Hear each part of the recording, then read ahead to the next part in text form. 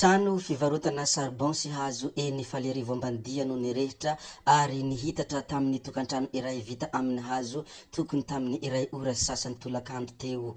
Hilazaintsika moa ny mikasika izay sy ny zavatra hafa izay tokony ho lazaina, indrindra ny vaovao misongadina eto amintsika. Fa mialohany hilazantsika izany aloha dia toy ny mahazatra ary tsy miova, mbola manentana anareo foana hiabone ny chaîne ary azadino ny manao j'aime ny vidéo ary noho ny farany dia apetraho ihany koa ny commentaire.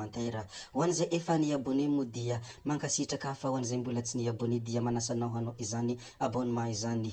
Ndao ary ataontsika izany mialohany hidirantsika amin'ny zavadrehetra.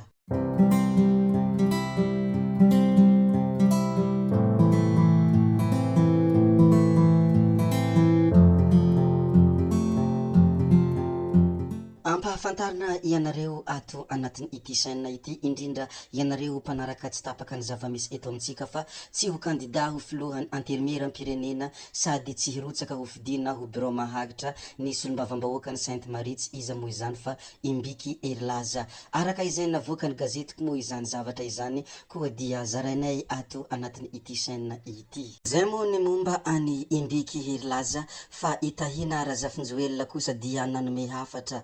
Toy izao moa ny hafatra izay nomeny tahina Razafinjoelina: ny anterimery am-pirenena dia natao hanara-maso fa tsy natao itehaka ny fitondram-panjakana. Izany ny hafatra izay nomeny tahina Razafinjoelina koa dia miantefa amin'ireo rehetra izay any amin'ny anterimery am-pirenena. Tsara ihany koa ny mampiatsiahy fa ny amin'ny raharaha Mavitara Sylvestre dia nilaza ho tsy mahefa ny rantsampiampangana ambony ao amin'ny paky second degré. Efa tsy anjaran'izy ireo intsony hoy ny voalazany izy ireo hatrany fa efa ho tsaraina ao amin'ny cour d'appel ao amin'ny paky ity raharaha ity. Sady tsy nanao ino tsy nanao non mikasika ilay fahafahana vonjimaika nangatan'ity député ity ny paky 67 hectara, fa nilaza ho tsy mahefa na hoe incompétent. Izany ny mikasika ny raharaha Mavitara Sylvestre, koa dia ampitsiahivina ianareo kely mpanaraka an'ity chaîne ity. Fa ny mikasika ny fivorian'ny solombavam-bahoaka dia solombavam-bahoaka miisa enina no tsy tonga tamin'ny fivoriana manokany ireo solombavam-bahoaka voalohany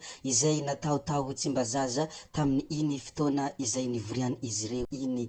Ny 5 nandefa fialantsiny ary ny iray solombavam-bahoaka lany tany amin'ny distrikany Vangaindrano dia mbola any Amponja. Miresaka mikasika an'izay solombavam-bahoaka izay isika dia anisany hafatra izay nomeny député Haingona Ambinina ny hoe apetraka atsika eo ampelatanan'Andriamanitra ny 5 taona hiasantsika, hanatontosa antsakany sy andavany ny asa maha-solombavam-bahoaka aho. Manara-maso ny asan'ny gouvernemanta manao tolo-tanana mifandraika amin'ny filany vahoaka. Raisiko ampanetrentena izany asa izany ary tena ataoko ampitiavana hoy hafatra izay nomeny député Haingona Ambinina. Manome toky anareo vahoaka ny distrikany Ambositra hafa tsy handiso fa nantenana anareo tamin'ny nifidianareo ahy hisolo vava anareo ato amin'ny anterimery am-pirenena. Izany anisan'ny hafatra sy teny fampitokisana izay nomeny député Haingona Ambinina ho an'ny vahoaka izay nifidy azy any amin'ny distrikany Ambositra. Zay moa ny resaka mikasika any solombavam-bahoaka.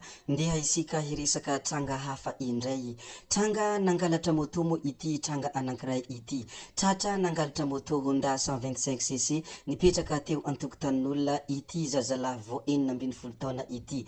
Voalaza fa efa mpamerikeloka moa izy amin'ny halatra finday sy ny halatra madinidinika. Very tany Ambodisatrana, commune rurale Antanambaobe distrikany manana avaratra afakomaly io moto io ka nanaovan'ny tompony filazana tamin'ny zandary. Hita omaly tany Sandrakatsy kosa izany taorian'ny velam-pandrika izay natao, ka izany ny zavanisy tany Amananaravaratra koa dia lazainay aminareo rehetra mpanaraka an'ity chaîne ity. Ny vaovao hafa izay anisan'ny tena nalaza ihany koa niakatra fitsarana omaly i Jony Raharindranto izay kandidany atoko avy ben'ny tanàna tao Antananarivo tamin'izany fotoana izany. Voampanga ho nisoloky olona maro tamin'ny fampidirana ho mpiasam-panjakana izy. Tsy ahivina fa tamin'ny fifidianana ben'ny tanàna ny Antananarivo tamin'ny taona 1997 dia izy no natolotra ny antoko avy izay Norbert Lala Ratsirahona nanofy loha amboninahiny. tamin'izany fotoana izany moa dia nifaninana tamin'ny mariky ravalomanana sy hasina Andriamanjato izy tamin'izany ary ny andro ny fifidianana izy dia nisintona ny filantsaha kofidiny. Izany ny zavatra misongadina, izany ny zavatra malaza koa dia lazainay ato foana mba ahatonga anareo aharaka ny vaovao sy ny zavamisy araka izay efa lazaiko aminareo ombieny. Ny manaraka moa dia araka izay hitantsika amin'ny reto sary ireto, zaza miisa 5 no heverina ho tratrarina atao vaksiny ho fiarovana ny lefakozatra ary ankizy 4 no omena vitamine A ao amin'ny faritra Atsimo Andrefana. Io no nambaran'ny tompon'andraikitra ny fahasalamana tamin'ny fanombohana ny vaksiny polio sy ny fanomezana vitamine A tao amin'ny CSBD Mahavatsy Toliara ho an'ny faritra Atsimo Andrefana. Tsy andoavam-bola io vaksiny io sy ny fanomezana vitamine A mandritra ny hetsika izay nanombohany ka hatramin'ny zoma 12 Jolay 2024 ho avy izao. Izay ny zavanisy tany Toliara koa dia lazaina aminareo ato ihany koa ho an'izay tokony hafantatra izany sy ny ho an'izay rehetra izay te hafantatra ny zavamisy. Anisany vaovao izay tena nanaitra ny maro ihany koa ny tamin'ny ray ora sy sasany tolakandro teo, trano fivarotana charbon sy hazo eny Falerivo Ambandia no nirehitra ary ny hitatra tamin'ny tokantrano iray vita amin'ny hazo tamin'ny iray ora sy sasany tolakandro teo moa izany tranga izany. Voalaza fa efa saiky ny hitatra tamin'ny sekoly EPP iray teny antoerana ny afo raha tsy nisy ny fiarahamientana rehetra ny sakana izany. Efa tonga teny antoerana kosa ny sampana mpamonjy vona koa dia izany ny zavanisy teny Falerivo Ambandia lazainay ato anatin'ny ity chaîne ity mba ahatonga anareo aharaka foana ny zavatra miseho sy ny zavatra nandalo.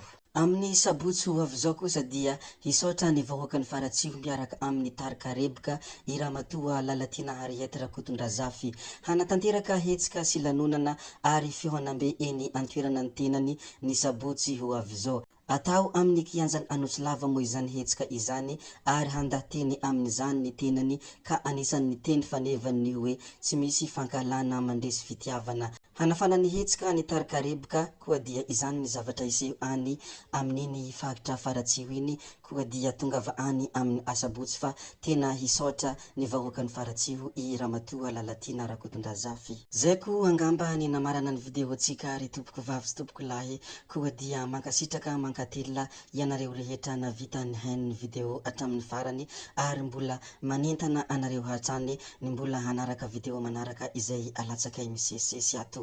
Ary ny tsara indrindra dia azadino ny miabone ny chaîne satria mahatsara ianao miabone izany chaîne izany dia tsy tara amin'ny video izay alatsakay misesisesy ato. Zay fa tsy atao ny alavan'ny resaka hametra beloma izahay ody izahay sao dia fa ianareo kosa mazotoa amin'ny zavatra rehetra izay atao ary ho ambinina amin'ny zavatra rehetra izay kinasa. Zay fa veloma vetivety ka pioe amin'ny manaraka indray eo. Ciao ciao.